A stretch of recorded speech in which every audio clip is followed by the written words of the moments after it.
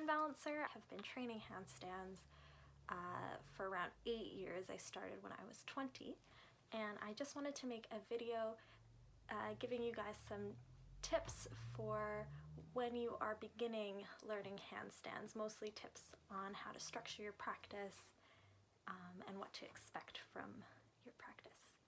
The first tip I have for you guys is to spend more time at the wall doing drills and less time trying to balance. Often, especially when you first start to feel the balance, it's really tempting to just keep working that over and over. And while you should definitely take some time to try out your balance, I think it's better to spend more of your time doing different drills against a wall. I prefer when you are facing the wall for your handstand drills.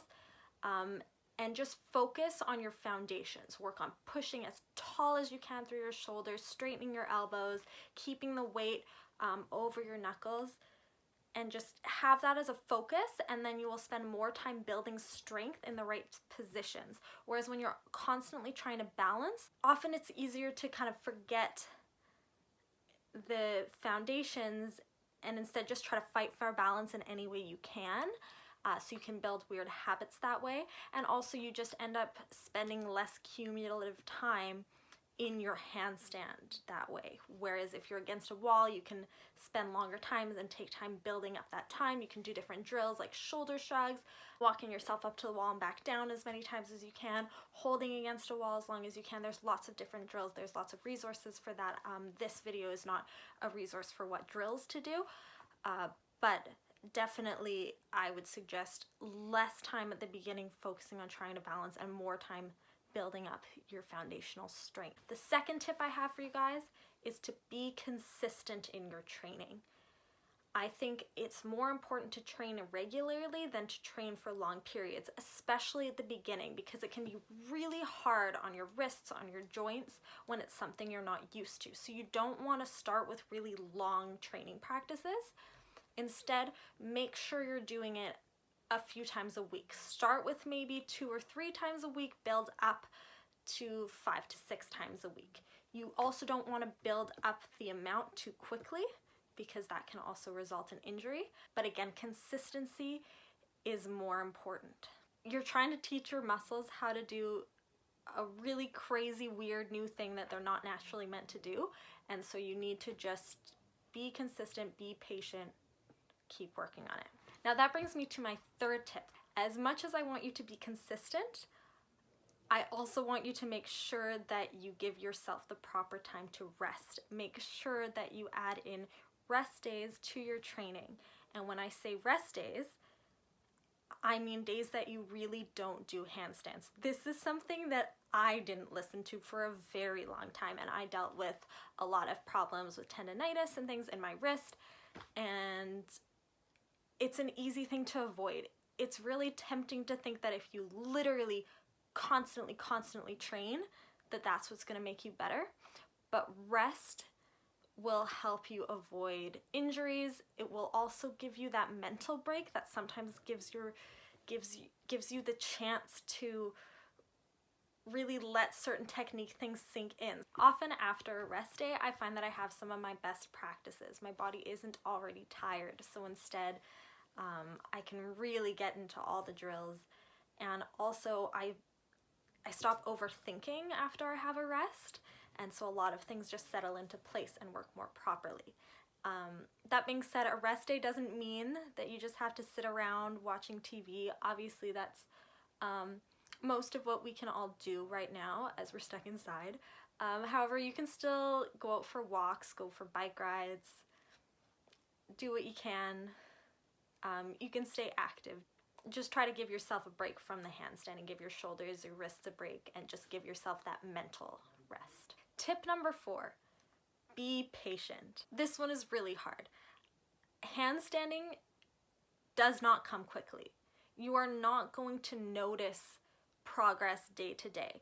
Progress happens week to week, or even month to month, or even year to year.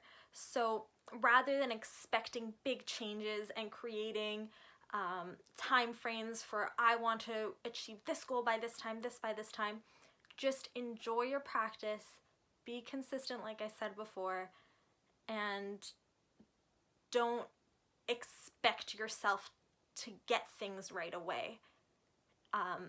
That tends to make it a lot less fun, because instead you're just always stressed, like, why can't I do this yet? I should be able to do this. It's not going to happen quickly like that. Everyone is going to progress differently. We all have different advantages and disadvantages within our bodies, within things we've practiced in the past. So you also shouldn't be comparing yourself to other people. Just be patient and keep working. The last tip I'd like to give you guys, tip number 5, is to remember that some training days will be better than others. Don't let yourself get discouraged by your bad days. It doesn't mean you're not progressing. Balance is something that will just be so off some days. Like, you might have had, like, last week just the most amazing practices, and then this week every day you're trying, you just can't hold it and you feel like you're regressing. But that's not really what happens. There are so many reasons why you could have an off day. You could be stressed due to lots of outside factors. Maybe, for example, I don't know, there's like a global pandemic happening and that's causing you a bit of stress. Maybe you're stressed about something going on in your workplace. Maybe there's something going on in your personal life. There's lots of things that can cause you to have an off day, and that's okay. It doesn't mean you're not progressing. You could also be having a bad day because you were training too hard the day before. Maybe that's a good sign that you should try training a little lighter that day, or maybe take a rest day. You can learn a lot from your off days. Off days are also a really good time to just go back and really focus on the basics.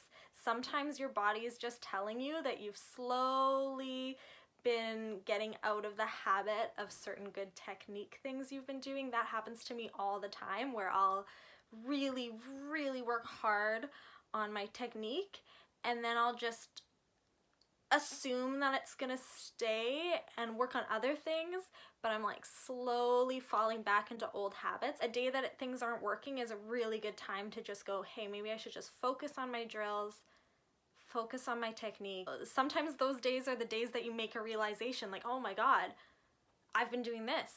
That's why this is harder. And it can really be helpful. But even so, even if you don't learn anything big from your bad days, that's fine. We all have those days. Try to at least think of something that you did in that practice that went well, and that'll help you stay a little more sane. Handstand practice is a lot of fun. It can also cause a lot of addiction and obsession, which I think is part of it. It's part of the fun, but you don't want to let it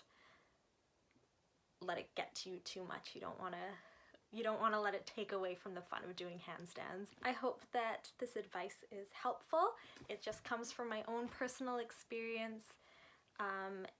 A lot of it is advice that I wish I had taken myself, or that I am currently trying to take, and I also need those reminders. Yeah, enjoy your handstands, have fun, and I hope you see a lot of progress. Bye!